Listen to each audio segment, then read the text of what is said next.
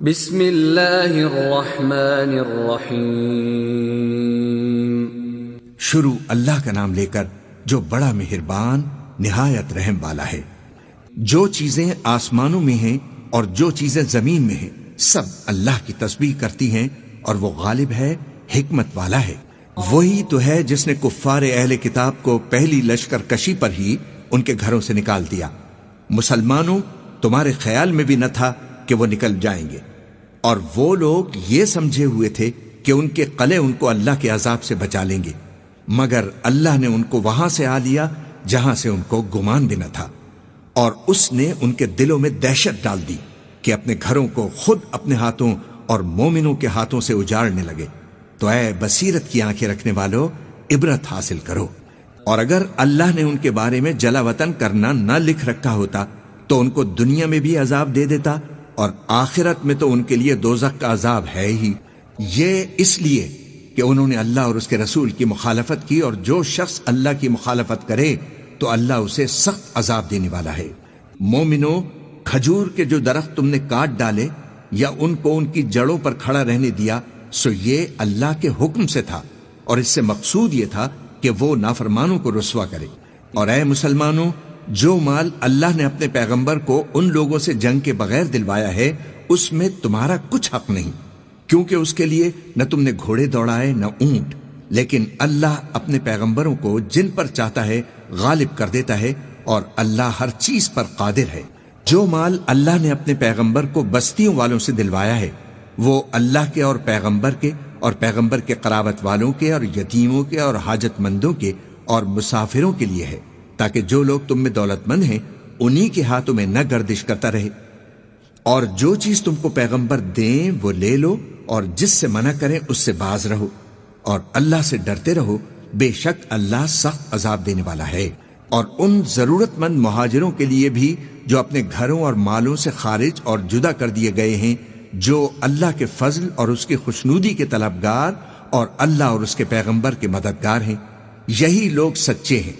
اور ان لوگوں کے لیے بھی جو مہاجرین سے پہلے اس گھر یعنی مدینے میں مقیم ہیں اور ایمان میں مضبوط ہیں، اور جو لوگ ہجرت کر کے ان کے پاس آتے ہیں وہ ان سے محبت کرتے ہیں، اور جو کچھ ان کو ملا ہے اس سے اپنے دل میں کچھ خواہش اور خلش نہیں پاتے، اور ان کو اپنی جانوں پر مقدم رکھتے ہیں خواہ وہ خود بھی فاقے سے ہوں۔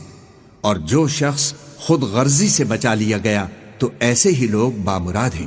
اور ان کے لیے بھی جو ان مہاجرین کے بعد آئے اور دعا کرتے ہیں کہ اے پروردگار، ہمارے اور ہمارے بھائیوں کے جو ہم سے پہلے ایمان لائے گناہ معاف فرما، اور مومنوں کی طرف سے ہمارے دل میں کینہ اور حسد نہ پیدا ہونے دے۔ اے ہمارے پروردگار، تو بڑا شفقت کرنے والا ہے، مہربان ہے۔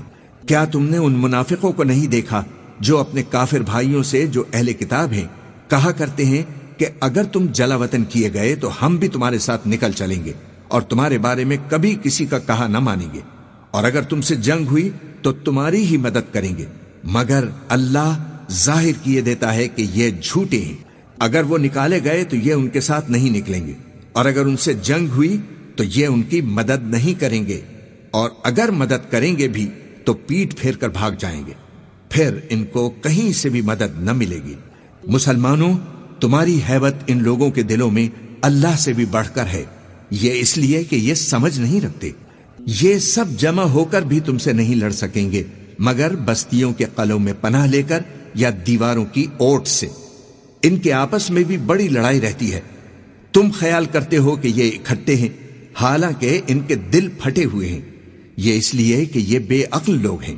ان کا حال ان لوگوں کا سا ہے جو ان سے کچھ ہی پیشتر اپنے کرتوت کی سزا کا مزہ چکھ چکے ہیں، اور ان کے لیے دکھ دینے والا عذاب تیار ہے۔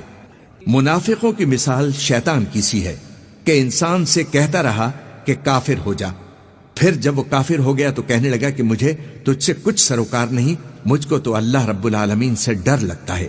تو دونوں کا انجام یہ ہوا کہ دونوں دوزخ میں جائیں گے، ہمیشہ اس میں رہیں گے، اور بے انصافوں کی یہی سزا ہے۔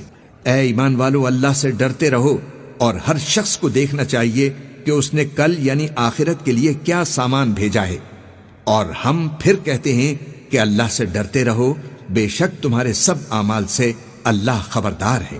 اور ان لوگوں جیسے نہ ہو جانا جنہوں نے اللہ کو بھلا دیا تو اللہ نے انہیں ایسا کر دیا کہ وہ خود اپنے آپ کو بھول گئے۔ یہی تو ہیں نافرمان لوگ۔ اہل دوزخ اور اہل بہشت برابر نہیں، اہل بہشت ہی کامیابی حاصل کرنے والے ہیں۔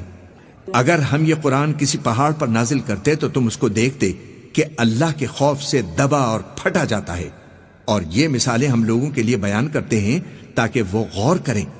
وہی اللہ ہے جس کے سوا کوئی معبود نہیں، پوشیدہ اور ظاہر کا جاننے والا، وہ بڑا مہربان نہایت رحم والا ہے۔ وہی اللہ ہے جس کے سوا کوئی عبادت کے لائق نہیں، بادشاہ حقیقی، ہر عیب سے پاک، سلامتی دینے والا، امن دینے والا، نگہبان، غالب، زبردست، بڑائی والا۔ اللہ مشرکوں کے شرک سے پاک ہے۔ وہی اللہ تمام مخلوقات کا خالق، ایجاد و اختراع کرنے والا، صورتیں بنانے والا۔ اس کے سب اچھے سے اچھے نام ہیں۔ جتنی چیزیں آسمانوں اور زمین میں ہیں سب اسی کی تسبیح کرتی ہیں، اور وہ غالب ہے، حکمت والا ہے۔